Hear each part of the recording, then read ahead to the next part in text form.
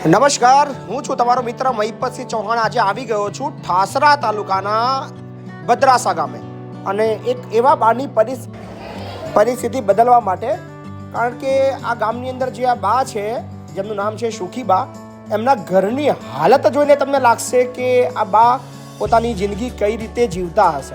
પણ આવો આપણે બધા મળીને આ બાની જિંદગી બદલીએ, કારણ કે જે ઘરની હાલત છે, ચાલો તમને સીધા દ્રશ્યો બતાવું ઘરના અને વાતચીત કરું સીધી બા સાથે. તમારું આ બાજુ આવો.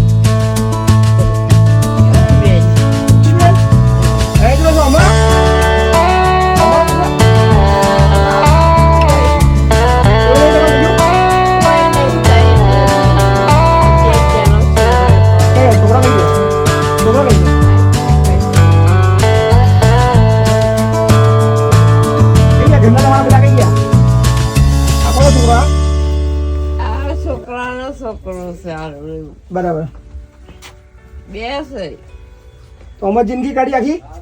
તઈ શું કર્યું?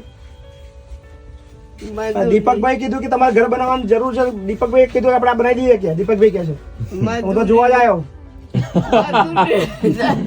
મજૂરી આવો. દીપક કે છે આપણે ઘર બનાવ્યા, પણ આવું હેડો જોવા, આવું હેડો. તમારા દીપક ઘર બનાવ્યા છે તમને એવું હવે બરાબર ને? ના હું નહીં, હું તો ખાલી જોડે છું એના. એવું બનાવે છે દીપક, હા ને?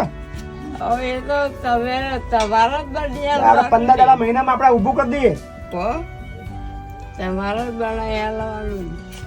15-20 દાડા ઊભું કરી દઈએ ઘર. મસ્ત ચકાચક. બરાબર ને? શું નામ બા તમારું? સુખીબેન. સુખીબા અમારા ઠાસરા તાલુકાના ભદ્રાસા ગામે અમારો જે સરપંચ છે મિત્ર, અમારો ભાઈ, બહુ અમારો શરૂઆતનો સાથી કહેવાય દીપક. અને દીપકે કીધું કે બા ખૂબ તકલીફમાં છે અને શરૂઆતમાં ઈંટની વાત કરી. એમાં કીધું ઈંટો બીટો છોડ, આપણે મળીને આપણે ઘર બનાવી દઈએ. તો આજે ઠાસરા તાલુકાની અંદર સુખીબાનું ઘર અમે આથી જ ભૂમિપૂજન કરી રહ્યા છીએ અને બધા ગામના લોકો બી ઉપસ્થિત છે.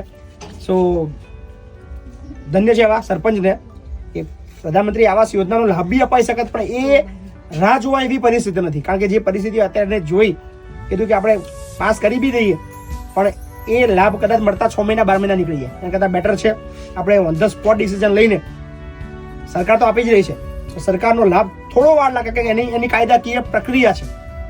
તે પહેલા 1 વર્ષ પહેલા એમનું ઘર બની જાય એવો પ્લાન. એટલે આપણા સોશિયલ મીડિયાના માધ્યમથી આપણે આ સુખીબાનું ઘર આજથી જ આપણે ભૂમિપૂજન કરી રહ્યા છે. લગભગ આવતા 1 મહિનાની અંદર આખું ઘર તૈયાર થઈ જાય એવો આપણો પ્લાન છે. ખૂબ ખૂબ આભાર.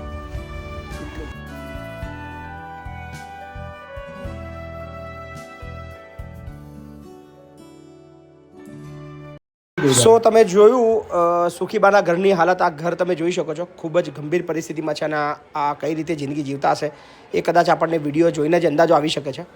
સો આપણા બધાની ફરજ છે કે આવો આપણા સુખીબેનની આપણે ઘર બનાવીએ અને આ ઘરની જે હાલત છે એને આપણે આવતા 30 દિવસમાં બદલીને સુખીબાને એક સારામાં સારું જીવન મળે એ માટે પ્રયત્ન કરીએ.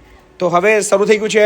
સુખીબાના હાથે જ આપણે આ ઘરનું ભૂમિપૂજન કરાવડાવ્યું છે અને આપણે ટૂંક સમયની અંદર જ આપણને પૂરો વિશ્વાસ છે કે આપણને કોઈ એવો દાતા મળી જાય જે આ ઘરની અંદર ઘર બનાવવા માટે ખર્ચો આપણે સહકાર આપે.